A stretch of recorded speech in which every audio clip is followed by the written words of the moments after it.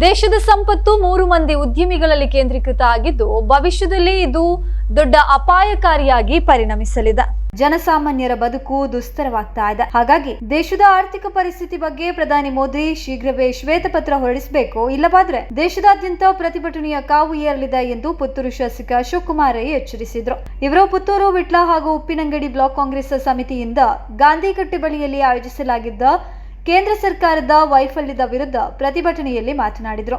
ಕಾಂಗ್ರೆಸ್ ಪಕ್ಷ ಪ್ರತಿಷ್ಠೆಗಾಗಿ ಈ ಪ್ರತಿಭಟನೆ ನಡೆಸ್ತಾ ಇಲ್ಲ, ಭಾರತದ ಜನರ ಮನಸ್ಸಿನ ವೇದನೆಯ ಪ್ರತೀಕವಾಗಿ ನಡೆಸ್ತಾ ಇದೆ. ಮೋದಿ ಅವರನ್ನ ಒಪ್ಪುವ ಜನರಿಗೂ ಕೇಂದ್ರ ಸರ್ಕಾರದ ವೈಫಲ್ಯದ ಬಗ್ಗೆ ಜನರಿಗೆ ಮನವರಿಕೆ ಮಾಡ್ತಾ ಇದ್ದೇವೆ. ದೇಶದ ಜ್ವಾಲಾಂತ ಸಮಸ್ಯೆ ಕೇವಲ ಕಾಂಗ್ರೆಸ್ಸಿಗರ ನೋವಲ್ಲ, ಬಿಜೆಪಿಗರು ಸೇರಿದಂತೆ ಜನಸಾಮಾನ್ಯರ ನೋವು ಇದಾಗಿದೆ. ಇದರ ನಿವಾರಣೆಗಾಗಿ ಹೋರಾಟ ಅನಿವಾರ್ಯವಾಗಿದೆ ಎಂದರು. ನೀಟ್ ಹಗರಣದಿಂದ ಸಾಕಷ್ಟು ಭ್ರಷ್ಟಾಚಾರಗಳ ಶಂಕೆ ಎದ್ದು ಕಾಣ್ತಾ ಇದೆ. ಇದರಿಂದಾಗಿ ಮಕ್ಕಳ ಭವಿಷ್ಯಕ್ಕೆ ಮಾರಕ ಹೊಡೆತ ಬಿದ್ದಿದೆ. ಬಿಜೆಪಿ ವಿರೋಧಿಗಳಿಗೆ ಇಡಿ, ಸಿಬಿಐ ಮೂಲಕ ದಾಳಿ ನಡೆಸ್ತಾ ಇರುವ ಮೋದಿ ಸರ್ಕಾರ ಈ ಹಗರಣದ ಬಗ್ಗೆ ಸಿಬಿಐ, ಇಡಿಗೆ ತನಿಖೆ ನಡೆಸಲು ಆದೇಶ ನೀಡಲಿ ಎಂದು ಸವಾಲನ್ನ ಹಾಕಿದ್ರು. ಕೊಲ್ಲಿ ದೇಶದಲ್ಲಿ ಯುದ್ಧ ನಡೆದಾಗ ನಮ್ಮ ಪರಿಸ್ಥಿತಿ ಈ ರೀತಿಗೆ ತಲುಪಿದ್ರೆ ಮುಂದೆ ಎಲ್ಲಿಯಾದ್ರೂ ನಮ್ಮ ವಿರೋಧಿ ದೇಶಗಳ ನಮ್ಮ ದೇಶದ ಮೇಲೆ ಯುದ್ಧ ಸಾರಿದ್ರೆ ದೇಶದ ಪರಿಸ್ಥಿತಿ ಏನಾಗಬಹುದು ಎಂದು ಪ್ರಶ್ನಿಸಿದ ಅವರು, ದೇಶದ ಖಜಾನೆಯ ಸ್ಥಿತಿಯನ್ನ ಭಾರತದ ಪ್ರಜೆಗಳಿಗೆ ತಿಳಿಸಬೇಕಾದ ಜವಾಬ್ದಾರಿ ಪ್ರಧಾನಿಯವರ ಮೇಲಿದೆ ಎಂದರು. ಕೊರೋನಾ ಸಂದರ್ಭದಲ್ಲಿ ಪ್ರಧಾನಿ ಮೋದಿ ದೇಶವಾಸಿಗಳಿಗೆ ತಟ್ಟೆ ಬಡಿದು ಕೊರೋನಾ ಓಡಿಸಲು ಆದೇಶಿಸಿದ್ರು. ಇದೀಗ ನಾವು ದೇಶದ ಸಂಕಷ್ಟ ಪರಿಸ್ಥಿತಿಯ ವಿರುದ್ಧ ಬಟ್ಟಲು ಬಡಿದು ಪ್ರತಿಭಟನೆಯನ್ನ ನಡೆಸ್ತಾ ಇದ್ದೇವೆ. ಇದನ್ನ ಪ್ರಧಾನಿಯೇ ನಮಗೆ ಕಲಿಸಿದ್ದು ಎಂದು ಹೇಳಿದ್ರು. ಕೆಪಿಸಿಸಿ ಕಾರ್ಯದರ್ಶಿ ಎಂಎಸ್ ಮೊಹಮ್ಮದ್ ಅವರು ಮಾತನಾಡಿ, ಬಂಗಾರ ಖರೀದಿ ಮಾಡಬೇಡಿ ಎನ್ನುವ ಮೋದಿಗೆ ಹೆಂಡತಿ ಮಕ್ಕಳು ಇದ್ರೆ ಬಂಗಾರದ ಅಗತ್ಯತೆಯ ಅರಿವು ಇಡ್ತಾ ಇತ್ತು. ಸದಾ ಸುಳ್ಳಿನಿಂದಲೇ ಬದುಕ್ತಾ ಇರುವ ಮೋದಿ ದೇಶದ ದೊಡ್ಡ ಹಾಸ್ಯ ನಟ. ಇಂತಹ ಪ್ರಧಾನಿ ಇರುವಂತದ್ದು ನಮ್ಮ ದುರಾದೃಷ್ಟ ಎಂದರು. ಇನ್ನು ಪುತ್ತೂರು ಬ್ಲಾಕ್ ಕಾಂಗ್ರೆಸ್ ಅಧ್ಯಕ್ಷ ಕೆಪಿ ಆಳ್ವ, ಕೆಪಿಸಿಸಿ ಸಂಯೋಜಕ ಕಾವು ಹೇಮನಾಥ್ ಶೆಟ್ಟಿ, ಜಿಲ್ಲಾ ಗ್ರಾಮಾಂತರ ಪ್ರಚಾರ ಸಮಿತಿ ಅಧ್ಯಕ್ಷ ಎಚ್ ಮೊಹಮ್ಮದ್ ಅಲಿ, ವಿಟ್ಲ ಬ್ಲಾಕ್ ಕಾಂಗ್ರೆಸ್ ಅಧ್ಯಕ್ಷ ಪದ್ಮನಾಭ ಪೂಜಾರಿ, ಉಪ್ಪಿನಂಗಡಿ ಬ್ಲಾಕ್ ಕಾಂಗ್ರೆಸ್ ಮಾಜಿ ಅಧ್ಯಕ್ಷ doctor Rajaram KB, Puttur block Congress ಮಾಜಿ ಅಧ್ಯಕ್ಷ ಎಂಬಿ ವಿಶ್ವನಾಥ್ ರೈ ಮತ್ತಿತರರು ಈ ಸಂದರ್ಭ ವೇದಿಕೆಯಲ್ಲಿದ್ದರು.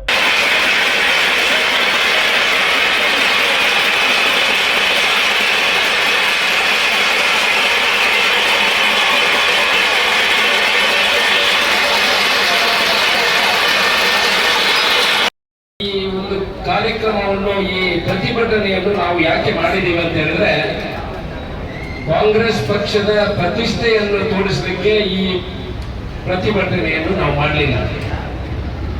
ಈ ಪ್ರತಿಭಟನೆಯನ್ನು ಮಾಡಿರುವ ಉದ್ದೇಶ, ಇಡೀ ಈ ಭಾರತ ದೇಶದ ಜನಸಂಕುಲ ಏನಿದ್ದಾರೆ ಅವರ ಮನಸ್ಸಿನಲ್ಲಿ ವೇದನೆ ಏನಿದೆ, ಅವರ ಮನಸ್ಸಿನಲ್ಲಿ ಪ್ರಶ್ನೆ ಏನಿದೆ, ಇದನ್ನು ದೇಶದ ಜನರಿಗೆ, ಒಂದು ವರ್ಗ ಅದನ್ನು ಒಪ್ಪಿಕೊಳ್ಳುವಂತಹ ಜನರಿಗೆ ಮನವರಿಕೆ ಮಾಡುವ ದೃಷ್ಟಿಯಿಂದ ಈ ಪ್ರತಿಭಟನೆಯನ್ನು ನಾವು ಮಾಡಿದ್ದೇವೆ. ಈ ಪ್ರತಿಭಟನೆಯನ್ನು ಮಾಡಲಿಕ್ಕೆ ಸಹಕಾರ ಕೊಟ್ಟಂತ ಇಷ್ಟೊಂದು ಜನ ಎಲ್ಲ ಸೇರಿ ಬೇರೆ ಬೇರೆ ಭಾಗದ, ಇವತ್ತು ಮಾನಿಲದಿಂದ ಇರಬಹುದು, ಈ ಕಡೆ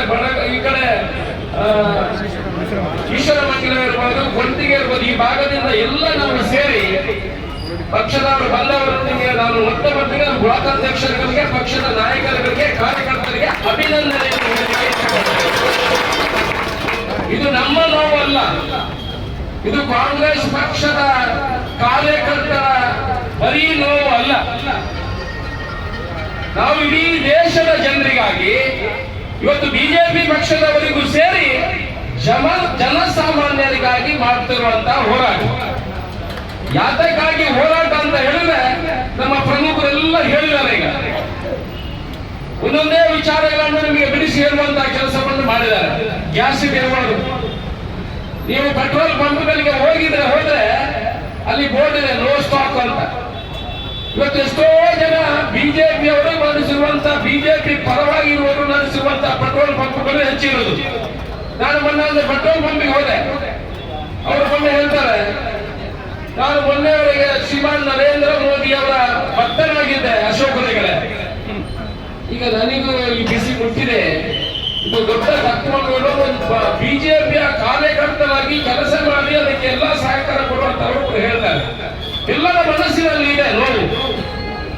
ನೀಟ್ ಬಗ್ಗೆ ಡಾಕ್ಟರ್ ಹೇಳಿದರು, ಹಾಗಾದ್ರೆ ನೀಟ್ ಬಗ್ಗೆ ನಾವು ಓಟಿಗೆ ನಿಲ್ಲುವಾಗ, ನಾನು ಬಿಜೆಪಿಯ ಬಂದು ಕಾಂಗ್ರೆಸ್ಗೆ ನಿಲ್ಲುವಾಗ ನನಗೆ ಇನ್ಕಮ್ ಟ್ಯಾಕ್ಸ್ ಕರೆದು ನನಗೆ ರೈಡ್ ಮಾಡಿಸ್ತಾರೆ. ನನ್ನನ್ನು ಒಳಗೆ ಹಾಕ್ಲಿಕ್ಕೆ ಇವತ್ತು ನೀಟ್ ಅಂತ ಹೇಳಿದ್ರೆ ಒಬ್ಬರಿಗೆ ಮೆಡಿಕಲ್ ಸೀಟ್ ಕೊಡ್ಬೇಕಿದ್ರೆ ನಿಮಗೆ ಗೊತ್ತು 1 ಕೋಟಿ 2 ಕೋಟಿ ಡೊನೇಷನ್ ಕೊಡಬೇಕಾಗ್ತದೆ. ಅಂತದ್ರಲ್ಲಿ ಆ ಮಕ್ಕಳ ಜೀವದಲ್ಲಿ ಅವರ ಜೀವನದಲ್ಲಿ ಆಟ ಆಡುವಂತಹ ಕೆಲಸ. ಇವತ್ತು ಭ್ರಷ್ಟಾಚಾರವೇ ಇಲ್ಲ. ನಮ್ಮ ಇಡೀ ದೇಶದಲ್ಲಿ ನಾವು ಭ್ರಷ್ಟಾಚಾರವನ್ನು ನಿಲ್ಲಿಸಿದ್ದೇವೆ ಅಂತ ಹೇಳ್ತಾರಲ್ಲ. ಈ ನೀಟ್ ಹಗರಣ ಏನಿದೆ, ಒಂದೊಂದು ಕ್ವಶನ್ ಪೇಪರ್ಗೆ ಒಬ್ಬೊಬ್ಬರು 35-40 ಲಕ್ಷ ರೂಪಾಯಿ ಕೊಟ್ಟು ತಗೊಂಡಿದ್ದಾರೆ. ಒಬ್ಬೊಬ್ಬರು 35 ಲಕ್ಷ ರೂಪಾಯಿ 40 ಲಕ್ಷ ರೂಪಾಯಿ ತಗೊಂಡವರು ಎಷ್ಟೋ ಜನ ಇದ್ದಾರೆ. ಆ ಮಕ್ಕಳು ವರ್ಷ ಪೂರ್ತಿ ಓದಿ ಅವರ ತಂದೆ ತಾಯಿಯವರ ಹಿಂದೆ ಬಿದ್ದು ಅವರಿಗೆ ಕೋಚಿಂಗ್ ಕೊಟ್ಟು ಅವರನ್ನು ಈ ದೇಶದ ಒಳ್ಳೆಯ ಡಾಕ್ಟರ್ಗಳನ್ನಾಗಿ ಮಾಡಬೇಕನ್ನ ಕಲ್ಪನೆ ಕಂಡ ಮಕ್ಕಳ ಜೀವನದಲ್ಲಿ ಆಟ ಆಡ್ತಾರಲ್ಲ. ಇದನ್ನು ಸಿಬಿಐಗೆ ಕೊಡ್ಲಿಕ್ಕೆ ಆಗುದಿಲ್ವಾ? ಇದನ್ನು ಇಡಿಗೆ ಕೊಡ್ಲಿಕ್ಕೆ ಆಗುದಿಲ್ವಾ? ನಮ್ಮ ದೇಶದ ಪ್ರಧಾನಿ ಅಂತ ಹೇಳಿದ್ರೆ ನಾವು ಎಲ್ರಿಗೂ ಗೌರವ ಕೊಡುವಂತಹ ಕೆಲಸವನ್ನು ಮಾಡ್ತೇವೆ. ನಾವು ಪಕ್ಷವನ್ನು ಮತ್ತೆ ನೋಡುವಂಥದ್ದು. ಈ ದೇಶದ ಪ್ರಧಾನಿ ಅಂದರೆ ನಮ್ಮ ದೇಶದ ಪ್ರಧಾನಿ. ಅವರೆಲ್ಲ ಮಾತಾಡುವಂತಹ ಪ್ರತಿ ವಾಕ್ಯಗಳಿಗೂ ಕೂಡ ಒಂದು ಬೆಲೆ ಅನ್ನುವಂಥದ್ದು ಇದೆ. ನೀವು ಬಂಗಾರ ಪರ್ಚೇಸ್ ಮಾಡಬೇಡಿ, ಫಾರಿನ್ಗೆ ಹೋಗಬೇಡಿ, ಇತರ ಬೇರೆಯವರ ಕಾರಿನಲ್ಲಿ ಹೋಗಿ. ನಾನು ಕೇಳುವಂತದ್ದು ಒಂದೇ ಒಂದು ಪ್ರಶ್ನೆ. ಈ ದೇಶದ ಮಾನ್ಯ ಪ್ರಧಾನಮಂತ್ರಿಗಳಾದ ಶ್ರೀಮಾನ್ ನರೇಂದ್ರ ಮೋದಿಜಿಯವರಿಗೆ ನಾನು ಕೇಳುವಂತ ಒಂದು ಪ್ರಶ್ನೆ. ಬೇರೆ ದೇಶಗಳಲ್ಲಿ ಯುದ್ಧ ಆಗ್ತಾ ಇದೆ. ಬೇರೆ ದೇಶಗಳಲ್ಲಿ ಯುದ್ಧ ಆಗುವಾಗ 2 ದಿವಸದಲ್ಲಿ ನಮ್ಮ ಹತ್ರ ಗ್ಯಾಸ್ ಇಲ್ಲ, ನಮ್ಮಲ್ಲಿ ಬಂಗಾರ ತಗೊಳ್ಬೇಡಿ, ಫಾರಿನ್ ಹೋಗ್ಬೇಡಿ, ನಮ್ಮ ಹತ್ರ ದುಡ್ಡು ಇಲ್ಲ ಅಂತ ಹೇಳ್ತಾರೆ. ಎಲ್ಲಾದ್ರೂ ನಮ್ಮ ದೇಶಕ್ಕೆ ಏನಾದ್ರೂ ಯುದ್ಧ ಮಾಡುವಂತ ಪರಿಸ್ಥಿತಿ ಬಂದ್ರೆ ನಮ್ಮ ಪರಿಸ್ಥಿತಿ ಹೇಗಾಗ್ಬೋದು ಅನ್ನೋ ಪ್ರಶ್ನೆಗೆ ದೇಶದ ನಮ್ಮ ದೇಶದ ಮಾನ್ಯ ಪ್ರಧಾನಮಂತ್ರಿಗಳಾದ ನರೇಂದ್ರ ಮೋದಿಜಿಯವರು ಉತ್ತರ ಕೊಡಬೇಕು. ಬೇರೆ ಕೊಲ್ಲಿ ರಾಜ್ಯಗಳಲ್ಲಿ ಯುದ್ಧ ಆಗುವಾಗ ಈ ಪರಿಸ್ಥಿತಿ ನಿರ್ಮಾಣ ಆದ್ರೆ, ನಮ್ಮ ವಿರೋಧ ರಾಷ್ಟ್ರಗಳು ನಮ್ಮ ಮೇಲೆ ಏನಾದರೂ ಅಟ್ಯಾಕ್ ಮಾಡುವ ಪರಿಸ್ಥಿತಿ ಬಂದ್ರೆ ನಾವು ಒಬ್ಬರೊಬ್ಬರನ್ನು ದೋಚುವಂತ ಪರಿಸ್ಥಿತಿ ನಿರ್ಮಾಣ ಆಗ್ತದೆ. ಇವತ್ತು ಎಮರ್ಜೆನ್ಸಿ ಡಿಕ್ಲೇರ್ ಆದಾಗ ಏನು ಹೇಳ್ತಾರೆ ಪ್ರಧಾನಮಂತ್ರಿಗಳು, ಅದನ್ನು ಹೇಳುವಂತ ಮಾತನ್ನು ಹೇಳಿದ್ದಾರೆ. ಆನಂತರ ಅದಕ್ಕೆ ಅವರ ತಪ್ಪ ಅವರಿಗೆ ಅರಿವಾಯಿತು. ಆನಂತರ ಇಂದಿರಾ ಗಾಂಧಿ ಅವರ ಒಂದು ಫೋಟೋವನ್ನು ಹಾಕಿ ಇಂದಿರಾ ಗಾಂಧಿ ಅವರು ಹೇಳಿದ್ದಾರೆ ಅಂತ ಅದನ್ನು ತೋರಿಸುವಂತ ಕೆಲಸವನ್ನು ಮಾಡಿದರು. ಇಂದಿರಾ ಗಾಂಧಿ ಅವರು ಹೇಳ ಇಲ್ಲ ಅಂತ ಟೈಮ್ಸ್ ಆಫ್ ಇಂಡಿಯಾ ದೊಡ್ಡ ಹೆಡ್ಲೈನ್ ಎಲ್ಲ ಹಾಕಿತ್ತು. ಇಂದಿರಾ ಗಾಂಧಿ ಅವರನ್ನು ಹೇಳಿದ್ರೆ ಎಮರ್ಜೆನ್ಸಿ ಟೈಮ್ ಅಲ್ಲಿ ಹೇಳಿದ್ದಾರೆ ಹೊರತು ಬಾಕಿ ಟೈಮ್ ಅಲ್ಲಿ ಹೇಳಿಲ್ಲ. ಯಾವ ಎಮರ್ಜೆನ್ಸಿಗಳು ಇಲ್ಲ. ನಾನು ಕೇಳುವಂತದ್ದು, ಹಾಗಾದ್ರೆ ದೇಶದ ಖಜಾನೆಯಲ್ಲಿ ದುಡ್ಡು ಇಲ್ವಾ? ನಾವು ಹೇಳ್ತಾ ಇರುವುದು ಮಾತ್ರನಾ? ನಾವು ಇಡೀ ವಿಶ್ವದಲ್ಲಿ ನಾವು 6ನೇ ಸ್ಥಾನದಲ್ಲಿ ಇದ್ದೇವೆ ಅಂತ ನಾವು ಎದೆ ತಟ್ಟಿ ಹೇಳ್ತೀವಲ್ಲ, ಹಾಗಾದ್ರೆ ನಮ್ಮ ಖಜಾನೆಯಲ್ಲಿ ದುಡ್ಡು ಇರಬೇಕಲ್ವಾ? ನೀವು ಈ ದೇಶದ ಜನತೆಗೆ ನಮ್ಮ ದೇಶದ ಖಜಾನೆಯ ಪರಿಸ್ಥಿತಿಯನ್ನು ತಿಳಿಸುವಂತ ಕೆಲಸವನ್ನು ಈ ಭಾರತ ದೇಶದ ಪ್ರಧಾನಿಗಳು ಮಾಡಬೇಕು ಅಂತ ನಾವು ಈ ದೇಶದ ಜನರ ಪರವಾಗಿ ನಿಮ್ಮ ಹತ್ರ ಅವರ ವಿನಂತಿಯನ್ನು ಮಾಡಿಕೊಳ್ತೇವೆ. ಪರಿಸ್ಥಿತಿ ಹಾಳಾಗಿದೆ. ಬರೀ ನೋಡ್ಲಿಕ್ಕೆ ಚಂದ. 2,000 ಜನರನ್ನು ಇಟ್ಕೊಂಡು, ನಿಮಗೆ ಗೊತ್ತಿರಲಿ, 2,000 ಜನಗಳ ಕಂಪನಿಯನ್ನು ಒಂದು ಇಟ್ಕೊಂಡು ಬರೀ ಸೋಷಿಯಲ್ ಮೀಡಿಯಾದಲ್ಲಿ ಬೆಳಗಿಂದ ಹೊರಗೆ ರಾತ್ರಿವರೆಗೆ ಭಾರೀ ದೇಶದ ಅಭಿವೃದ್ಧಿಯನ್ನು ತೋರಿಸುವಂತಹ ಕೆಲಸವನ್ನು ಮಾಡ್ತೇವೆ. ನಾವು ಮಂಗಾಗ್ತೇವೆ, ನಾವು ಕೂಡ ಮಂಗಗಳಾಗ್ತೇವೆ. ಯಾಕಂತಂದ್ರೆ ನಾವು ಕೂಡ ವಾಟ್ಸಪ್ ಅಲ್ಲಿ ನೋಡಿ, ಬೆಳ್ಳುಳ್ಳಿ ಇಟ್ರೆ ಅದು ಹೋಗ್ತದೆ, ಇನ್ನೊಂದು ಇಟ್ರೆ ಇದು ಹೋಗ್ತದೆ. ಬೆಳ್ಳುಳ್ಳಿ ಎಲ್ಲಿ ಇಡಬೇಕು ಅಂತ ನಾನು ಹೇಳುವುದಿಲ್ಲ, ನೀವು ಮನಸ್ಸಿನಲ್ಲಿ ತಿಳ್ಕೊಳ್ಳಿ. ಕಷ್ಟ ಬೆಳ್ಳುಳ್ಳಿಯನ್ನು ಅವ್ರು ಇಟ್ಕೊಳ್ಳಿ, ಯಾರು ಹೇಳ್ತಾರಲ್ಲ ಅವ್ರು ಇಟ್ಕೊಂಡು ಎಷ್ಟು ಹಾಳಾಗ್ತಾರೆ ಅಂತ ನೋಡ್ಲಿ. ನಾವು ಎಲ್ಲಿ ಇಡಬೇಕು ಅಂತ ನಾನು ಹೇಳುದಿಲ್ಲ.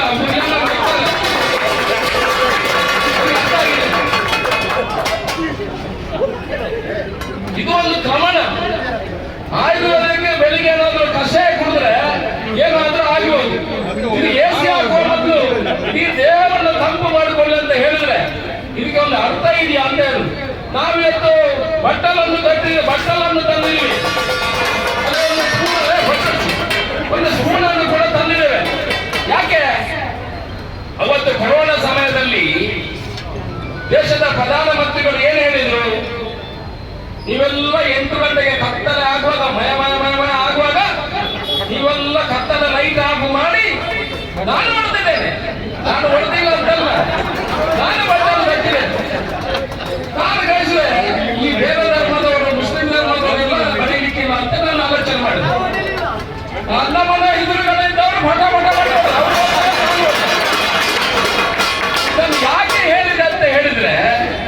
ಈ ದೇಶದ ಪ್ರಧಾನಿ ಅವರೊಂದು ಮಾತನ್ನು ಹೇಳಿದ್ರೆ ಅವ್ರು ನಮ್ಮ ಪ್ರಧಾನಿ ನಾವು ನಂಬಬೇಕಾಗ್ತದೆ. ನಾವು ನಂಬಿದ್ದೇವೆ, ನಮಗಾಯ್ತು ಕೊರೋನಾ ಹೋದ್ರೆ ಹೋಗ್ಲಿ ಅಂತ, ಕೊರೋನಾ ಹೋದ್ರೆ ಹೋಗ್ಲಿ ಅಂತ, ನಮಗೆ ಬೇಡ ನಾವು ಹೋಗಿ ಅಂತ. ಇವರು ಅವರೇ ಹೇಳಿಕೊಟ್ಟದನ್ನು ನಮ್ಮ ದೇಶದ ಪರಿಸ್ಥಿತಿ ಈ ರೀತಿ ಆಗಿದೆ ಅಂತ ಅವ್ರು ಹೇಳಿದಾರಲ್ಲ, ಈ ಪರಿಸ್ಥಿತಿ ಅವರೇ ಹೇಳಿಕೊಟ್ಟದ್ದು, ಈ ಪರಿಸ್ಥಿತಿ ಹೋಗ್ಲಿ ಅಂತ ನಾವು ಇಷ್ಟಪಟ್ಟದ್ದು. ಈ ಬಟ್ಟಲು ಬಡಿಯುವ ಪ್ರಕ್ರಿಯೆ ಪುತ್ತೂರಿಂದ ಆರಂಭ ಆಗಿ ಇಡೀ ದೇಶದ ಜನರು ಮುಂದಿನ ದಿವಸದಲ್ಲಿ ಬಟ್ಟಲು ಬಡಿಯುವಂತೆ ಕೆಲಸ. ಒಂದೇ ಸಮಯಕ್ಕೆ ಬೇಡ, ಒಂದೇ ಸಮಯ ಒಂದು ದಿವಸ ಫಿಕ್ಸ್ ಮಾಡಿ 7 ಗಂಟೆಗೆ ಬಡೀರಿ ಅಂತ ನಾನು ಹೇಳುವುದಿಲ್ಲ. ನಿನಗೆ ಇಂಥ ಸಮಯದಲ್ಲಿ ನಿಮ್ಮ ತಾಲೂಕುಗಳಲ್ಲಿ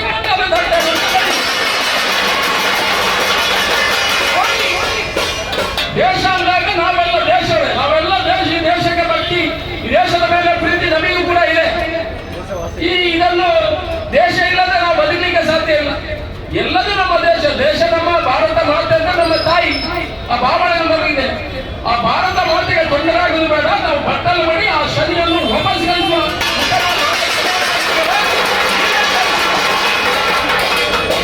ನೀವೇ ಕಳಿಸಿದ ಬಟ್ಟಲನ್ನು ಬಣ್ಣುವ ಮುಖಾಂತರ ನೀವು ಹೇಳಿದ ಶನಿಯನ್ನು ಹೋಗಲಿ ಅಂತ ನಾವು ಬಟ್ಟಲು ಬಡಿಯುವಂತ ಕೆಲಸವನ್ನು ಮಾಡ್ತೇವೆ. ನಾನು ಒಂದೇ ಒಂದು ವಿಚಾರವನ್ನು ಉಲ್ಲೇಖ ಮಾಡಲಿಕ್ಕೆ ಇಷ್ಟಪಡ್ತೇನೆ.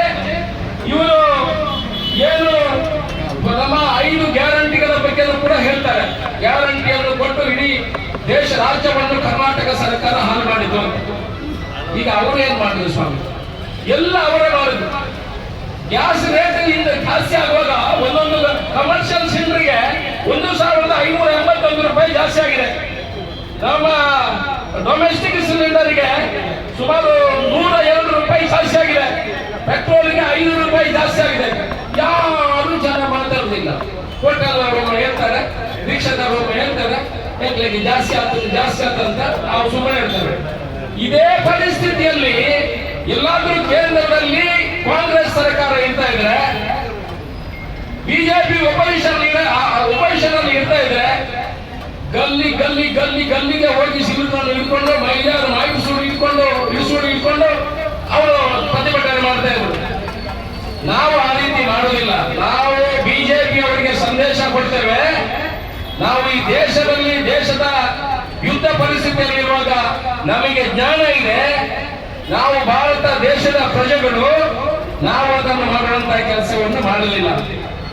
ಆದ್ರೆ ಯುದ್ಧ ಪರಿಸ್ಥಿತಿಯನ್ನು ನಾವು ಎದುರಿಸುವಂತ ನಮ್ಗೆ ತಾಕತ್ತು ಬೇಕಲ್ಲ.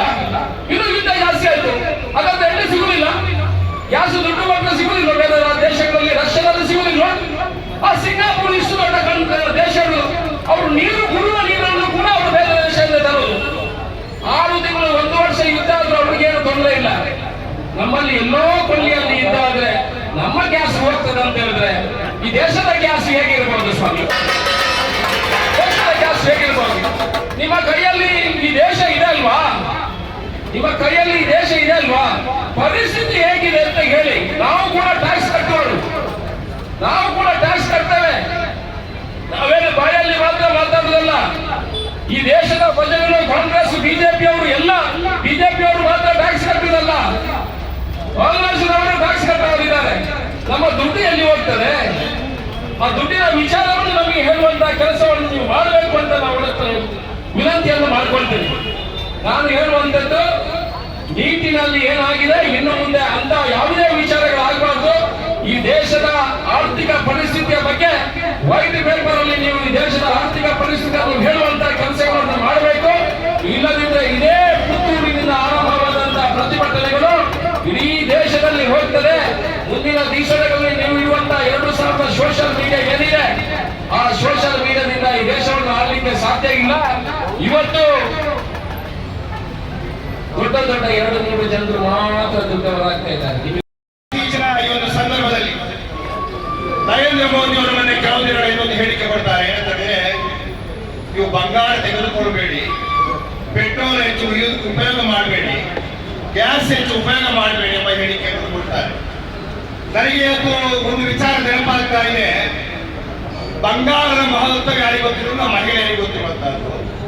ಮಹಿಳೆಯರ ಬಂಗಾರದ ಬೇಡಿಕೆಯನ್ನು ಅನುಭವ ಇರುವುದು ಯಾರಂತಂದ್ರೆ ನಮ್ಮಂತ ಹೆಂಡತಿ ಮಕ್ಕಳಿಗೆ ಮಾತ್ರ. ಹೆಂಡತಿ ಮಕ್ಕಳೇ ಇಲ್ಲದವರಿಗೆ ಬಂಗಾರ ಏನು ಅಂತ ಗೊತ್ತಿದೆಯಾ? ನನಗೆ ಬಂಗಾರ ಬೇಕು ಅಂತ ಹೆಂಡತಿ ಹೇಳಿಕ್ಕಿದೆ ಅವರಿಗೆ, ಅಥವಾ ಮಗಳೇ ಹೇಳ್ತಾರ ನನಗೆ ಮದುವೆ ಆಗ್ಬೇಕು, ಮದುವೆ ಹಾಗೆ ಬಂಗಾರ ಜೊತೆ ಹೇಳಿಕೊಟ್ಟ. ನಾಳೀಗ ಹೇಮರಾಜ್ ಶೆಟ್ಟರ್ ಮಗಳೇ ಮದುವೆ ಅವರಿಗೆ ಮಾಡುದು ಬಂಗಾರ ಗೊತ್ತೇ ಇಲ್ಲ. ನನ್ನ ಮಗಳೇ ಮದುವೆ ಆಗಿ ಹೋಗಿ, ಅದು ಬೇರೆ ವಿಚಾರ. ಬಹುಶಃ ನರೇಂದ್ರ ಮೋದಿ ಹೇಳೋ ಬಗ್ಗೆ ನನ್ನ ಮಗಳ ಮದುವೆ ಮುಗಿದು ಅಂದ್ರೆ ನರೇಂದ್ರ ಮೋದಿ ಹೇಳಿದ ಸಂದರ್ಭದಲ್ಲಿ ಅವರು ಹೇಳಿದ ಹಾಗೆ, ಅವರು ಹೇಳಿದ ರೀತಿಯಲ್ಲಿ ಬಂಗಾರ ತೆಗೆದುಕೊಳ್ಳಿಕ್ಕೆ ಯಾರಿಗೂ ಆಗುದಿಲ್ಲ. ಅವರೊಂದು ಏನಂತಾರೆ, ಬಹುಶಃ ಇವತ್ತು ನಾಟಕದಲ್ಲಿ, ಆಟದಲ್ಲಿ, ಯಕ್ಷಗಾನದಲ್ಲಿ ಹಾಸ್ಯ ನಟರಂತ ಇರ್ತಾರೆ. ನರೇಂದ್ರ ಮೋದಿ ಅವರು ಈ ದೇಶದ ಇವತ್ತು ಪ್ರಧಾನಮಂತ್ರಿ ಅಂತ ಒಪ್ಪಿಕೊಳ್ಳೇಬೇಕಾಗ್ತದೆ, ಬೇರೆ ವಿಚಾರ. ಒಬ್ಬ ಹಾಸ್ಯ ನಟ ಅಂತ ಹೇಳಿದ್ರೆ ತಪ್ಪಾಗಲಿಕ್ಕೆ. ಯಾಕಂತಂದ್ರೆ ನೀವು ಬಂಗಾರ ತಗೊಳ್ಬೇಡಿ, ನೀವು ಊಟ ಮಾಡಬೇಡಿ, ಗ್ಯಾಸ್ ತಗೊಳ್ಬೇಡಿ, ಊಟ ಮಾಡೋದು ಕಡಿಮೆ ಮಾಡಿ ಅಂತ ಹೇಳಿ, ಇವತ್ತು ಡೀಸೆಲ್ ತಗೊಳ್ಳೋದು ಬೇಡ, ಇದು ಅರ್ಥ ಇವತ್ತು ನಾವು ಆಲೋಚನೆ ಮಾಡಬೇಕು. ನಾವು ಡೀಸೆಲ್ ಉಪಯೋಗ ಮಾಡಬಾರದು, ಗ್ಯಾಸ್ ತಗೊಳ್ಬಾರದು, ಬಂಗಾರ ತಗೊಳ್ಬಾರದು. ನರೇಂದ್ರ ಮೋದಿ ಎಲ್ಲಿದ್ದಾರೆ? ನರೇಂದ್ರ ಮೋದಿ ವಿದೇಶದಲ್ಲಿದ್ದಾರೆ. 5 ದಿವಸಗಳ ಪ್ರವಾಸವನ್ನು ಏರ್ಪಾಡು ಮಾಡಿದ್ದಾರೆ, ಇವತ್ತು ವಿದೇಶದಲ್ಲಿದ್ದಾರೆ ಅವರು. ಅವರಿಗೆ ಮಿತವ್ಯಯ ಮತ್ತೊಂದು ಖರ್ಚು ವೆಚ್ಚ ಅವರಿಗೆ ಅನ್ವಯ ಆಗುವುದಿಲ್ಲ. ನಾನು ಹೇಳುವುದು, ನಾನು ಅನುಭವಿಸುವುದು, ನಿಮಗೆ ನಾನು ಬುದ್ಧಿ ಹೇಳೋದು. ಇವತ್ತು ನಮ್ಮ ದುರ್ಗಣ್ಣದ ಮಾತು ಹೇಳಿದ್ರು, ಈ ರೀತಿಯ ಒಬ್ಬ ಪ್ರಧಾನಮಂತ್ರಿ ಪಡ್ಕೊಂಡು ನಮ್ಮ ದುರ್ದೈವ, ನಮ್ಮ ದುರಾದೃಷ್ಟ ಎಂಬುದನ್ನು ಕೂಡ ನಾವು ಇವತ್ತು ಅರ್ಥ ಮಾಡಿಕೊಳ್ಬೇಕಾದ ವಿಚಾರ. ಇವತ್ತು ಗ್ಯಾಸ್ ಸಿಲಿಂಡರ್ ಆಲೋಚನೆ ಮಾಡಬೇಕು ಗಂಭೀರವಾಗಿ. ಇವತ್ತು ಮನೆಯಲ್ಲಿ ಒಂದು ಕಾಲದಲ್ಲಿ ಇದೇ ರೀತಿ ಇವತ್ತು ನರೇಂದ್ರ ಮೋದಿ ಅವರು ಹೇಳ್ತಾ ಹೋದ್ರೆ ಬಹಳಷ್ಟು ವರ್ಷಗಳ ಹಿಂದಿನ ಇವತ್ತು ವಿಚಾರಗಳು, ಇವತ್ತು ಸೌದೆ ಇವತ್ತು ಗಾಡಿಯಿಂದ ಹೋಗಿ ತಂದು ಅದನ್ನು ಉಳಿಸುವಂತ ಬೆಳೆಸಿ ಬರ್ಬೋದು ನಮ್ಮ ಮಹಿಳೆಯರಿಗೆ. ಗ್ಯಾಸ್ ಯಾರು ಇಲ್ಲ, ಗ್ಯಾಸಿನ ಬೆಲೆ ಏರಿಕೆ ಮೊನ್ನೆ, ಅದು ಮಾತ್ರ ಅಲ್ಲ, ಪೆಟ್ರೋಲ್ ಮತ್ತು ಡೀಸೆಲ್ನ ಬೆಲೆ ಏರಿಕೆ ಮೊನ್ನೆ 2-3 ದಿವಸಗಳಿಂದ ಆಗಿದೆ. ಇವತ್ತು ಪೆಟ್ರೋಲ್ಗೆ 3 ರೂಪಾಯಿ ಏರಿಕೆ ಆಗಿದೆ, ಡೀಸೆಲ್ಗೆ ಇವತ್ತು 100 ರೂಪಾಯಿ ಏರಿಕೆ ಆಗಿದೆ. ಆವತ್ತು ಎಲ್ಲಾದ್ರೂ ಕೇಂದ್ರ ಸರ್ಕಾರ 50 ಪೈಸೆ ಏರಿಕೆ ಆದ್ರೆ ಅಥವಾ ಮತ್ತೊಂದಾದ್ರೆ ಈ ಬಿಜೆಪಿ ಎಷ್ಟು ಪ್ರತಿಭಟನೆ ಮಾಡ್ತಾ ಇದ್ರು. ಇವತ್ತು ನರೇಂದ್ರ ಮೋದಿ ಬಿಜೆಪಿ ಸರ್ಕಾರ ಮಾಡಿದಾಗ ಹೇಳುತ್ತಿದ್ದಾರೆ, ನಾನು ಬಿಜೆಪಿ ಏನು, ನಾನು ನನ್ನ ಸ್ಕೂಟರೇ ಮಾರ್ತೇನೆ, ನಡ್ಕೊಂಡು ಹೋಗ್ತೇನೆ, ನರೇಂದ್ರ ಮೋದಿ ಹೇಳಿದಾರಲ್ಲ ಅಂತ ಹೇಳುವಂತ ಇವತ್ತು ಕುತಂತ್ರಿಗಳು ಯಾವುದು ಏನು ಅರ್ಥ ಮಾಡಿಕೊಳ್ಳದಂತ ಬಿಜೆಪಿಯ ಕಾರ್ಯಕರ್ತರು ಇದ್ದಾರೆ ಎಂಬುದನ್ನು ಈ ಸಂದರ್ಭದಲ್ಲಿ ಹೇಳಿಕೆ ಬಿಡ್ತಾ ಇದ್ದಾರೆ. ದುರ್ಗಾ ಪ್ರಸಾದ್ ಒಂದು ಮಾತು ಹೇಳಿದರು, ಹಳ್ಳಿಯಿಂದ ಡೆಲ್ಲಿವರೆಗೆ ಒಂದೇ ಮಾತಾಡೋದು. ಪುತ್ತೂರಿನ ಒಬ್ಬ ಸಾಮಾನ್ಯ ಕಾರ್ಯಕರ್ತೆ ಮಾತಾಡ್ತಾರೆ, ಅದನ್ನೇ ನರೇಂದ್ರ ಮೋದಿ ಅವರು ಮಾತಾಡೋದು. ನರೇಂದ್ರ ಮೋದಿ ಅವರು ಏನು ಮಾತಾಡ್ತಾರೆ ಅದನ್ನೇ ಬಿಜೆಪಿಯ ಮಟ್ಟಂದೂರು ಮಾತಾಡೋದು, ಅಥವಾ ಮತ್ತೊಬ್ಬ ಬಿಜೆಪಿ ಕಾರ್ಯಕರ್ತ ಮಾತಾಡೋದು ವಿಚಾರ. ಇವತ್ತು ಮನೆ ಮಟ್ಟಂದೂರು ಪತ್ರಿಕಾಗೋಷ್ಠಿ ಮಾಡಿದ್ರಲ್ಲ, ಮಟ್ಟಂದೂರು ಹೇಳಿದ್ರೆ ಆಚೆಗೆ ಆಗಬೇಕು.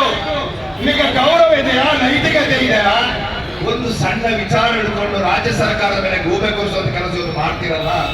ನಿಮಗೆ ಯಾವುದನ್ನು ನೀವೊಬ್ಬ ಶಾಸಕರಾಗಿ 5 ವರ್ಷ ಕೆಲಸ ಮಾಡಿದವರು, 5 ವರ್ಷ ಶಾಸಕರಾಗಿ ಕೆಲಸ ಮಾಡಿದಂತ ನೀವು, ನಿಮಗೆ ಗೌರವ, ನಿಮ್ಮ ಗೌರವ ಇಟ್ಟುಕೊಳ್ಳಲಿಕ್ಕೆ ಅಸಾಧ್ಯವಾಗಿ ಇವತ್ತು ರಾಜಕೀಯವಾಗಿ ಏನೋ ಒಂದು ಅವಕಾಶ ಇಲ್ಲದಂತ ಸಂದರ್ಭದಲ್ಲಿ ಏನ್ ಮಾತಾಡಂತ ಸಣ್ಣ ಮಟ್ಟದ್ದು ನನಗೆ ಗೊತ್ತಿಲ್ಲ, ಮುಂದೆ ಏನಾಗ್ತದೆ ಅಂತೇಳಿ ಅವ್ರಿಗೆ ಗೊತ್ತಿಲ್ಲ. ನಾನು ಒಂದೇ ಹೇಳ್ತೇನೆ, ಮಟ್ಟಂದೂರು ಅವರೇ, ನೀವು 1000 ಸಲ ಪತ್ರಿಕಾಗೋಷ್ಠಿ ಮಾಡಿ, ನೀವು 1000 ಸಲ ಕಾಂಗ್ರೆಸ್ ಪಕ್ಷದ ಬಗ್ಗೆ ಮಾತಾಡಿ, ನೀವು 1000 ಸಲ ಶಾಸಕರ ಬಗ್ಗೆ ಮಾತಾಡಿ, ರಾಜ್ಯದ ಕಾಂಗ್ರೆಸ್ ಸರ್ಕಾರ ಮಾತಾಡಿ, ದೇವರಾದೇನಿಂದ ನೀವು ಏನು ಮಾಡಿದರೂ ಕೂಡ ಬಿಜೆಪಿಯವರು ಮತ್ತೆ ನಿಮಗೆ ಚುನಾವಣೆ ಸ್ಪರ್ಧಿಸುವ ಅವಕಾಶ ಮಾಡಿಕೊಡುವುದಿಲ್ಲ ಅಂತೇಳಿ ವೇದಿಕೆ ಮುಂದೆ ನಿಮಗೆಲ್ಲ ಹೇಳಿಕೆ ಬಿಡ್ತಾ ಇದ್ದಾರೆ. ಯಾಕೆ ಬೇಕಿದೆಲ್ಲ? ಮೊನ್ನೆ ಮಟ್ಟಂದೂರು ಅವರು ಹೇಮರಾಜ್ ಶೆಟ್ಟರಿಗೆ ಒಂದು ವಿಧಾನಸೌಧ ಸಿಕ್ಕಿದ್ರು. ಮಟ್ಟಂದೂರು ಅವರು ಚಲ್ಲ ತಿಮ್ಮಪ್ಪ ಶೆಟ್ಟಿ ಬಂದು ನಮ್ಮ ಶಶಿಕುಮಾರ್ ನಾನು ವಿಧಾನಸೌಧದಲ್ಲಿದ್ದೆ, ಅವರು ಬರುವಾಗ ನನ್ನ ಅಂಗಾಡಿದೆ, ನಾನೇ ಪಾತ್ರ ಬರೀರಿ ತಿಳ್ಕೊಂಡು ಎಲ್ಲ ಯಾರು ಬೇರೆ ಯಾರಿಗೆ ಬರುವಂತ ಬರೋದು. ನಿಮ್ಮ ಜನ್ಮದಲ್ಲಿ ನಿಮಗೆ ಆಗುದಿಲ್ಲ. ನಮ್ಮ ಶಾಸಕರು ಇನ್ನು ಮುಂದೆ 25-30 ವರ್ಷ ನಮ್ಮ ಶಾಸಕರು ಅಶೋಕ್ ಕುಮಾರ್ ಶಾಸಕರಾಗುವುದು ಕೆಲಸ ಕಾಣುವುದು ಬೇಡ ಅಂತ ಹೇಳಿದಾಗ ನಮ್ಮ ಚನ್ನ ತಿಮ್ಮಪ್ಪ ಶೆಟ್ಟಿ ಮತ್ತು ಶಶಿಕುಮಾರ್ ನಗಾಡ್ತಾ ಆ ಕಡೆ ಹೋದ್ರು. ಅವ್ರಿಗೆ ಗೊತ್ತು ಹಾಗೆ ನಗಾಡಿದ್ರು. ಪ್ರತ್ಯುತ್ತರ ಯಾರಲ್ಲಿ ಇರಲಿಲ್ಲ. ಇದನ್ನು ಅರ್ಥ ಮಾಡಿಕೊಳ್ಬೇಕಾಗಿದೆ, ಇದನ್ನು ತಿಳ್ಕೊಳ್ಬೇಕಾಗಿದೆ. ಇಂಥ ಒಂದು ಏನೋ ವ್ಯಕ್ತಿ ಕೆಲಸ ಮಾಡದ, ಒಂದು ನೈತಿಕತೆ ಇಲ್ಲದ ಮಟ್ಟಂದೂರು ಅವರು ಇಂಥ ಸಣ್ಣ ವಿಚಾರಗಳು ಪತ್ರಿಕಾಗೋಷ್ಠಿ ಮಾಡ್ತಾರೆ. ನಾನು ಬದುಕಿದ್ದೇನೆ, ನಾನು ಜೀವದಲ್ಲಿದ್ದೇನೆ ಅಂತ ತೋರಿಸುವುದು ಬಿಜೆಪಿ ಅವರಿಗೆ. ಕಾಂಗ್ರೆಸ್ ಅವರಲ್ಲ ಬಿಜೆಪಿ ಹೇಳೋದು ಯಾರು ಸೈತಿಗೆ ಮಾರೆ ಉಳ್ಳೆ ಅಂತ ಒಂದು ಹೇಳೋ ವಿಚಾರದಲ್ಲಿ ಏನಿಲ್ಲ ಅನ್ನೋದನ್ನು ಈ ಸಂದರ್ಭದಲ್ಲಿ ಅರ್ಥ ಮಾಡಿಕೊಳ್ಬೇಕಂತ ವಿಚಾರ. ನರೇಂದ್ರ ಮೋದಿ ಅವರ ಬಗ್ಗೆ ನಾವು ಬಹುಶಃ ಬಿಜೆಪಿ ಅಂತ ಹೇಳಿದ್ರೆ ಅದು ಸುಳ್ಳು ಹೇಳುವುದೇ ಪಕ್ಷ, ಸತ್ಯ ಹೇಳಿದ್ರೆ ಗೊತ್ತೇ ಇಲ್ಲ. ಅವರ ಜೀವನದಲ್ಲಿ ಸತ್ಯವೇ ಹೇಳಲಿಲ್ಲ ಅವರು. ಬಹುಶಃ ಬಿಜೆಪಿ ಹುಟ್ಟಿದ್ದೇ ಸುಳ್ಳಿನಿಂದ, ಬಿಜೆಪಿ ನಡೆಯುವುದೇ ಸುಳ್ಳಿನಿಂದ, ಬಿಜೆಪಿ ಅಂತ ಆಗುವುದು ಒಂದು ದಿವಸ ಸುಳ್ಳಿನಿಂದ ಮತ್ತೆ ಹೇಳುವುದನ್ನು ಕೂಡ ನಮ್ಮ ಎಲ್ಲ ಕಾರ್ಯಕರ್ತರು ಇವತ್ತು ಭಾಗವಹಿಸುವ ಪಂಚಾವತ್ತ ನಾಗರಿಕ ಬಂಧುಗಳು ಅರ್ಥ ಮಾಡಿಕೊಳ್ಳಬೇಕಾದ ವಿಚಾರ ಎಂಬುದನ್ನು ಕೂಡ ಈ ಸಂದರ್ಭದಲ್ಲಿ ಹೇಳಿಕೆ ಮಾಡ್ತಾ ಇದ್ದಾರೆ. ಇವತ್ತು ನಮ್ಮ ನೀರಿನ ಬಗ್ಗೆ ಪ್ರಸ್ತಾಪ ದುರ್ಗಣ್ಣ, ನಾವು ಗಂಭೀರವಾಗಿ ಇದರ ಬಗ್ಗೆ ಆಲೋಚನೆ ಮಾಡಬೇಕು. ನೀಟಿನ ಪ್ರಶ್ನೆ ಪತ್ರಿಕೆ ಸೋರಿಕೆಯಾಗಿ ನಿನ್ನೆ ಬಿಜೆಪಿಯ ಒಬ್ಬ ಬಹುಶಃ ರಾಜಸ್ಥಾನದಲ್ಲಿ ಒಬ್ಬ ನಾಯಕರು ಇವತ್ತು ಬಂಧನರಾಗಿದೆ. ಯಾರನ್ನು? ಕಾಂಗ್ರೆಸ್ ನಾಯಕರ ಬಂಧನ, ಬಿಜೆಪಿಯ ನಾಯಕರೊಬ್ಬರನ್ನು ನಿನ್ನೆ ಬಂದು ಇವತ್ತು ಅರೆಸ್ಟ್ ಆಗಿದೆ. ಯಾಕೆ? ನೀಟಿನ ಪ್ರಶ್ನೆ ಪತ್ರಿಕೆ ಸೋರಿಕೆ ಪಾಲುದಾರಿಕೆ ಇದೆ. ನಾಚಿಕೆ ಆಗ್ಬೇಕು ಇವರಿಗೆ. ಒಂದು ವಿದ್ಯಾರ್ಥಿಗಳ ಭವಿಷ್ಯ ರೂಪಿಸುವಂತ ಭವ್ಯವಾದಂತಹ ಭಾರತ ದೇಶದ ಭವಿಷ್ಯದ ನಿರ್ಮಾಣ ಮಾಡುವಂತ ನಮ್ಮ ವಿದ್ಯಾರ್ಥಿ ಸಮುದಾಯದ ಆ ಒಂದು ಪ್ರಶ್ನೆ ಪತ್ರಿಕೆ ಸೋರಿಕೆ ಮಾಡಿ ಅದನ್ನು ಅವ್ಯವಹಾರ ಭ್ರಷ್ಟಾಚಾರ ಮಾಡ್ತಾರೆ ಅಂತಂದ್ರೆ ಇವರಿಗೆ ಭ್ರಷ್ಟಾಚಾರ ಮಾಡೋದು, ಹಣ ತಿನ್ನುವುದು ಒಂದನ್ನು ಬಿಟ್ಟರೆ ಭಾರತ ದೇಶದ ಬಗ್ಗೆ ಇವರಿಗೆ ಏನು ಕಿಂಚಿತ್ ಒಂದು ರೀತಿ ಮನಸ್ಸಲ್ಲಿ ಆ ಮನೋಭಾವ ಇಲ್ಲ. ನಮ್ಮ ಭಾರತ ದೇಶದ ವಿದ್ಯಾರ್ಥಿಗಳ ಬಗ್ಗೆ ಭವಿಷ್ಯದ ಬಗ್ಗೆ ಇವರಿಗೆ ಚಿಂತನೆ ಇಲ್ಲ. ಇಂಥ ಒಂದು ಕೆಟ್ಟ ಮನೋಪ್ರವೃತ್ತಿ ಬಿಜೆಪಿಯವರು ಮಾಡ್ತಾರೆ ಅಂತ ಹೇಳಿದ್ರೆ ನಾವಿದು ಆಲೋಚನೆ ಮಾಡಬೇಕು. ಕಾಂಗ್ರೆಸ್ ಪಕ್ಷದ ಕಾರ್ಯಕರ್ತರು ಮಾತ್ರ ಅಲ್ಲ, ಬಿಜೆಪಿ ಇಡೀ ನಮ್ಮ ಪುತ್ತೂರು ಭಾಗದ ಇಡೀ ದಕ್ಷಿಣ ಕನ್ನಡ ಜಿಲ್ಲೆಯ ಎಲ್ಲ ವಿದ್ಯಾವಂತ ಬುದ್ಧಿವಂತ ಪ್ರಜಾಪ್ರಭುತ್ವದ ವ್ಯವಸ್ಥೆ ನಂಬಿಕೆ ಇರುವಂತ ಮತದಾರ ಬಂಧುಗಳ ಆಲೋಚನೆ ಮಾಡಬೇಕು. ಮುಂದಿನ ಚುನಾವಣೆಯಲ್ಲಾದರೂ ಕೂಡ ಈ ಬಿಜೆಪಿಯನ್ನು ಕಿತ್ತಗೆ ಹೊತ್ತ ಕೆಲಸ ಇವತ್ತು ಮಾಡದೆ ಹೋದ್ರೆ ಬಹುಶಃ ಹರಾವುತಗಳು ಹೆಚ್ಚಾಗುವಂತ ರೀತಿ ವಿಚಾರ ಆಗ್ತದೆ. ಇದಕ್ಕಿಂತ ಕಷ್ಟಗಳು ಬರ್ತಾ ಇದೆ. ಇವತ್ತು ನಮ್ಮನ್ನು ಒಂದಲ್ಲ ಒಂದು ದಿನ ಯಾವ ಹಂತಕ್ಕೆ ಬಿಜೆಪಿ ಮಾಡ್ತಾರೆ ಅಂತ ನಮ್ಮಿಂದ ಇವತ್ತು ಹೇಳಿಕೆ ಸಾಧ್ಯ ಆಗುವುದಿಲ್ಲ ಎಂಬುದನ್ನು ಕೂಡ ನಾವು ಅರ್ಥ ಮಾಡಿಕೊಳ್ಬೇಕಾದ ವಿಚಾರ. ಇವತ್ತು ಮಾತು ಮಾತಿಗೆ ಬಿಜೆಪಿಯವರು ರಾಜ್ಯ ಸರ್ಕಾರದ ಬಗ್ಗೆ ಮಾತಾಡ್ತಾರೆ. ಮಾತಿಗೆ ಬಿಜೆಪಿಯವರು ಕಾಂಗ್ರೆಸ್ ಪಕ್ಷ ಸರ್ಕಾರದ ಬಗ್ಗೆ ನಮ್ಮಲ್ಲಿ ಒಗ್ಗಟ್ಟಿಲ್ಲ. ಡಿ ಕೆ ಶಿವಕುಮಾರ್ ಸಿದ್ದರಾಮಯ್ಯ ಹಾಗೆ ಮಾಡ್ತಾರೆ, ಹೀಗೆ ಮಾಡ್ತಾರೆ, ಅಭಿವೃದ್ಧಿ ಆಗುದಿಲ್ಲ ಅನ್ನೋ ಮಾತು ಹೇಳ್ತಾ ಇದ್ದಾರೆ. ಇವತ್ತು ನಾಳೆ ನಿಮಗೆ ಉತ್ತರ ಕೊಂಡೇ ಹೇಳ್ತಾ ಇದ್ದಾರೆ. ನಮ್ಮ ವಿಚಾರ ಬೇಡಿ. ಸನ್ಮಾನ್ಯ ಅಶೋಕ್ ಇದ್ದಾರೆ, ವಿರೋಧ ಪಕ್ಷ ನಾಯಕ, ಏನು ಮಾತಾಡ್ತಾರೆ ಅವರಿಗೆ ಗೊತ್ತಿಲ್ಲ. ಒಮ್ಮೆ ಮಾತಾಡೋದು ಬಹುಶಃ ತಲೆ ಸರಿ ಅಂತ ನನ್ನ ಅಭಿಪ್ರಾಯ. ಮತ್ತೊಬ್ಬ ವಿಜಯೇಂದ್ರ ಇದ್ದಾರೆ, ಏನ್ ಮಾತಾಡ್ತಾರೆ? ನಮ್ಮ ಬಗ್ಗೆ ಮಾತಾಡ್ತಾರಲ್ಲ, ನಿಮ್ಮ ಬಗ್ಗೆ ಮಾತಾಡೋದು ನಿಮಗೆ ಗೊತ್ತಿದೆ. ವಿಜಯೇಂದ್ರ ಮುಖ ಈ ಕಡೆ ಆದರೆ ಅಶೋಕರ ಮುಖ ಆ ಕಡೆ. ಯಾಕೆ? ಮತ್ತೆ ನಾವು ಯಾರು ಮುಖ್ಯಮಂತ್ರಿ ಆಗಿ ಈಗಲೇ ಜಗಳ ಪ್ರಾರಂಭ ಆಗಿದೆ. ನಿಮ್ಮ ಜನ್ಮದಲ್ಲಿ ನೀವು ಮುಖ್ಯಮಂತ್ರಿ ಆಗುವುದಿಲ್ಲ. ಮತ್ತೆ ವಿಧಾನಸಭಾ ಚುನಾವಣೆ ಸಂದರ್ಭದಲ್ಲಿ ಕಾಂಗ್ರೆಸ್ ಪಕ್ಷ ಸರ್ಕಾರ ಬಂದ ಕರ್ನಾಟಕದಲ್ಲಿ ಆಡಳಿತ ಬರ್ತದೆ ಅನ್ನೋದು ಏನು ಮಾಡಲಿಕ್ಕೆ ಸಾಧ್ಯ ಆಗುದಿಲ್ಲ. ನೀವು ಈ ಕರ್ನಾಟಕ ರಾಜ್ಯದಲ್ಲಿ ಇನ್ನೊಂದು ಸಲ ನಿಮಗೆ ವಿರೋಧ ಪಕ್ಷವೇ ನಿಮಗೆ ಇವತ್ತು ಸಿಕ್ಕದಲ್ಲದೆ ಆಡಳಿತ ಮಾಡಲಿಕ್ಕೆ ಆಗುದಿಲ್ಲ ಎಂಬುದನ್ನು ಈ ಸಂದರ್ಭದಲ್ಲಿ ನಾನು ಹೇಳಿಕೆ ಬರ್ತಾ ಇದೆ. ಇವತ್ತು ಗ್ಯಾರಂಟಿಗಳ ಬಗ್ಗೆ ಮಾತಾಡ್ತಾರೆ. ಯಾರು ಗ್ಯಾರಂಟಿ ತಗೊಳ್ಳೋದವರು? ಬಿಜೆಪಿ ಕಾರ್ಯಕರ್ತರು ತಗೊಳ್ಳಿಲ್ಲ. ಬಿಜೆಪಿ ಮತ ಹಾಕಿದಂತ ಮಹಿಳೆಯರು ಇವತ್ತು ಗ್ಯಾರಂಟಿಗಳ ಬಗ್ಗೆ ತಗೊಳ್ಳುದಿಲ್ವ? ಎಲ್ಲವನ್ನು ಉಪಯೋಗ ಮಾಡ್ತಾರೆ. ಮಾತಾಡೋದು ಬೇರೆ, ಮಾತು ಬೇರೆ, ನಡವಳಿಕೆಯಲ್ಲಿ ಬೇರೆ ಎಂಬುದನ್ನು ಅದು ಮಾತ್ರ ಅಲ್ಲ. ಇವತ್ತು ಅನುದಾನದ ಬಗ್ಗೆ ಮಾತಾಡ್ತಿರಲ್ಲ, ಅನುದಾನದ ಬಗ್ಗೆ ಮಾತಾಡೋದಕ್ಕೆ ಒಂದು ಪ್ರಶ್ನೆ ಕೇಳ್ತಾ ಇದ್ದೇನೆ. ಇವತ್ತು ನಮ್ಮ ಜಿಲ್ಲೆಯಲ್ಲಿ ಸ್ಪೀಕರ್ ಸೇರಿ ಅಶೋಕ್ ಕುಮಾರ್ ಸೇರಿ ಇಬ್ಬರು ನಮ್ಮ ಶಾಸಕರು ಕಾಂಗ್ರೆಸ್ ಪಕ್ಷ ಶಾಸಕರಾಗಿದ್ದಾರೆ. ಉಳಿದ 6 ಜನ ಬಿಜೆಪಿ ಶಾಸಕರು, ಹರೀಶ್ ಗುರ್ಜಾರ್ ಇರ್ಬೋದು, ರಾಜಶೆಟ್ಟಿ ಇರ್ಬೋದು, ಉಮಾನಾಥ್ ಕೋಟೆಲ್ ಇರ್ಬೋದು, ಇನ್ನೊಬ್ಬ ಇರ್ಬೋದು. ಇವತ್ತು ನೀವು ಆಲೋಚನೆ ಮಾಡಬೇಕು. ನೀವು ಅನುದಾನ ಇಲ್ಲ ಗ್ಯಾರಂಟಿಯಿಂದಾಗಿ ನಮಗೆ ಹಣ ಸಿಗುದಿಲ್ಲ ಅಂತ ಹೇಳ್ತೀರಲ್ಲ, ನಾನು ನಿಮ್ಮ ಹತ್ರ ನೇರವಾಗಿ ಪ್ರಶ್ನೆ ಮಾಡ್ತಾ ಇದ್ದೇನೆ. ನಮ್ಮ ಕ್ಷೇತ್ರದ ಅಶೋಕ್ ಕುಮಾರ್ ಅವರು ಕೋಟಿ ಅನುದಾನ ವಿಚಾರ. ನಮ್ಮ ಅಶೋಕ್ ಕುಮಾರ್ ಅವರಿಗೆ ಆ ತಾಕತ್ತಿದೆ, ಅಶೋಕ್ ಕುಮಾರ್ಗೆ ನನ್ನ ಬದ್ಧತೆ ಇದೆ, ಅಶೋಕ್ ಕುಮಾರ್ ಕೆಲಸ ಮಾಡಬೇಕೆಂಬ ಉತ್ಸಾಹ ಇದೆ. ಇವತ್ತು ಯಾವ ಸಂದರ್ಭದಲ್ಲಿ ಎಲ್ಲಿಂದ ಹೋಗ್ಬೇಕು, ಏನು ಮಾಡ್ಬೇಕಂತಲೇ ಇವತ್ತು ವಿಚಾರ ಅರ್ಥ ಮಾಡಿದ್ರೆ ಅಶೋಕ್ ಕುಮಾರ್ ಇವತ್ತು ಕೆಲಸ ಮಾಡ್ತಾ ಇದ್ದಾರೆ. ನಿಮಗೆ ಅಭಿವೃದ್ಧಿ ಬೇಡ, ನಿಮಗೆ ಬೇಕಾದೇನು ಜಾತಿ ಮತ ಧರ್ಮದ ಒಂದು ವ್ಯವಸ್ಥೆ ಅಡಿಯಲ್ಲಿ ಜಾತಿ ಧರ್ಮದ ವಿಂಗಡಣೆ ಮಾಡಿ ಆ ಮೂಲಕ ಓಟನ್ನು ಪಡೆದುಕೊಂಡು ಅಧಿಕಾರ ಬರುವುದರಲ್ಲಿ ವರ್ಷದ ನಿಮಗೆ ಅದೇ ರೀತಿಯ ಒಂದು ಅನುಭವ ಆಗಿದೆ. ಮುಂದಿನ ದಿನಗಳಲ್ಲಿ ಕೂಡ ನಾವು ಅದೇ ರೀತಿ ಮಾಡಬಹುದು. ನಿಮಗೆ ಅಭಿವೃದ್ಧಿ ಬೇಡ, ನಿಮಗೆ ಶಾಲೆ ಬೇಡ, ಕಾಲೇಜು ಬೇಡ, ರಸ್ತೆ ಬೇಡ, ಯಾವುದು ಬೇಡ. ನಾವು ಹಿಂದೂಗಳು, ಮುಸಲ್ಮಾನರು, ಕ್ರೈಸ್ತರು ಅಂತ ಹೇಳಿ ಇವತ್ತು ಭೇದ ಭಾವವನ್ನು ಮಾಡಿ ನಾವು ಅಧಿಕಾರ ಪಡಿತೇವೆ ಮನೋಭಾವ ನಿಮ್ಮಲ್ಲಿ ಇದ್ರೆ ನೀವು ಆಲೋಚನೆ ಮಾಡಬೇಕು. ಶಾಶ್ವತವಲ್ಲ. ಒಂದಲ್ಲ ಒಂದು ದಿನ ದಕ್ಷಿಣ ಕನ್ನಡ ಜಿಲ್ಲೆಯ ಜನರು ವಿದ್ಯಾವಂತರಿದ್ದಾರೆ, ಬುದ್ಧಿವಂತರಿದ್ದಾರೆ, ಪ್ರಜ್ಞಾವಂತರಿದ್ದಾರೆ. ಆ ಎಲ್ಲ ಪ್ರಜ್ಞಾವಂತರು ಒಂದಲ್ಲ ಒಂದು ಆಲೋಚನೆ ಮಾಡಿ ನಿಮ್ಮನ್ನು ಮನೆಗೆ ಕೂತುಗೊಳಿಸುವಂತ, ಮನೆಗೆ ಓಡಿಸುವಂತ ಕೆಲಸ ಖಂಡಿತವಾಗಿ ಮಾಡ್ತಾರೆ ನಮ್ಮ ಬಿಜೆಪಿಯ ಶಾಸಕರು. ಅದು ಅರ್ಥ ಮಾಡಿಕೊಳ್ಬೇಕಾಗಿದೆ. ಒಬ್ಬರು ಹರೀಶ್ ಗುಂಡೆ ಮಾತಾಡ್ತಾರೆ, ಬೆಳ್ತಂಗಡಿ, ನಾನು ಹೇಳ್ತೇನೆ, ನಮಗೆ ನಾಚಿಕೆ ಆಗ್ತದೆ. ಅವರಿಗೆ ಒಂದು ಓಟ್ ಕೊಟ್ಟವರಿದ್ದಾರಲ್ಲ, ಅವ್ರಿಗೆ ಆಲೋಚನೆ ಮಾಡಬೇಕು. ಅವರ ಅಂಗಡಿಗೆ ಹೋಗ್ಬೇಡಿ, ಇವರ ಅಂಗಡಿಗೆ ಹೋಗ್ಬೇಡಿ. ಹರೀಶ್ ಪೂಜಾರಿ ಅವರೇ, ನಿಮಗೆ ಸಂವಿಧಾನ ಗೊತ್ತಿದೆಯಾ? ಸಂವಿಧಾನದಲ್ಲಿ ಗೊತ್ತಿದೆಯಾ? ಸಂವಿಧಾನ ಏನು ಕೆಲಸ ನಿಮಗೆ ಗೊತ್ತಿದೆಯಾ?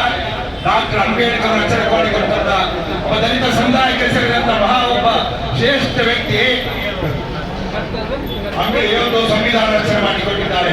ಆ ಸಂವಿಧಾನದ ಆಶಯದ ಪ್ರಕಾರ ಯಾವ ಭಾರತ ದೇಶದಲ್ಲಿ ಎಲ್ಲಾ ಜಾತಿ ವರ್ಗದವರು ಸಮಾನವಾಗಿ ಜೀವಿಸುವಂತ ಹಕ್ಕನ್ನು ಕೊಟ್ಟಂತ ಭಾರತ ದೇಶದಲ್ಲಿ ನೀವು ಹೇಳ್ತಾ ಇದ್ದೀರಿ ಅವರ ಅಂಗಡಿಗೆ ಹೋಗ್ಬೇಡಿ, ಇವರ ಅಂಗಡಿಗೆ ಬನ್ನಿ, ನಿಮಗೆ ನಾಚಿಕೆ ಆಗ್ಬೇಕು ಅಂತ ಒಂದು ವ್ಯವಸ್ಥೆ ನಾವು ಗಂಭೀರವಾಗಿ ಆಚರಣೆ ಮಾಡಬೇಕಂತ.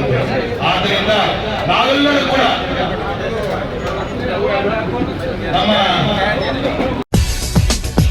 Shri Mahalakshmi gold 916 PIS hallmark ಆಭರಣಗಳು, ಅದ್ವಿತೀಯ ಗ್ರಾಹಕ ಸಂತೃಪ್ತಿ, ಶುದ್ಧ ಶಾಸ್ತ್ರೀಯ ರೀತಿಯ ಆಭರಣಗಳ ತಯಾರಿಕೆ, ವಿಶೇಷ ವಿನ್ಯಾಸದ ಆಭರಣಗಳ ಸಂಗ್ರಹ, ಕರಾವಳಿ ತೀರದ ವಿಶಿಷ್ಟ ಆಭರಣಗಳಾದ ಹವಳಸರ, ಮುತ್ತುಸರ, ಕರೆಮಣಿ, ಬಳೆ ಹಾಗೂ ಬೆಂಡೋಲೆ, ಸಿಂಗಪೂರ್ ಚೈನ್ ಹಾಗೂ ಬ್ರೇಸ್ಲೆಟ್ಗಳು. Shri Mahalakshmi gold, Shri Mahalakshmi commercial complex, opposite Roopavani theatre, Bhavanti street, Mangalore. ದೂರವಾಣಿ ಸಂಖ್ಯೆ 0824 244 3935. ಬಲೆ ಬಲೆ ಯಾವ ಲೇಟ್ ಅಲ್ಲಿ పోయి ఈ ఫర్నిచర్ ఇంక మస్తు ఇష్టాన్ని ఇల్లడి పోతాం పోయి బాబా లేరా మస్తు ఖుషి అప్పుడు బాబా ಫುಲ್ ಕುಲ್ಲೇರ್ನ ಬುಡ್ಸೋದಿಚ್ಚಿಗೆ ಅಂದ್ ಕೈದಲ್ಲಿ ಇಲ್ಲಡ್ ಮಾತಾಡಲು ವೀಕಿದೆ ಫರ್ನಿಚರ್ ಉಂಡು ಈರಿಂಗ ದಾಲ್ ತೆತ್ಕೋರ್ಪಿ ನೆಂಜಿ ಪೋಲೇರು ಬೇಬಿ ಯಬಾ ವೀಕೆ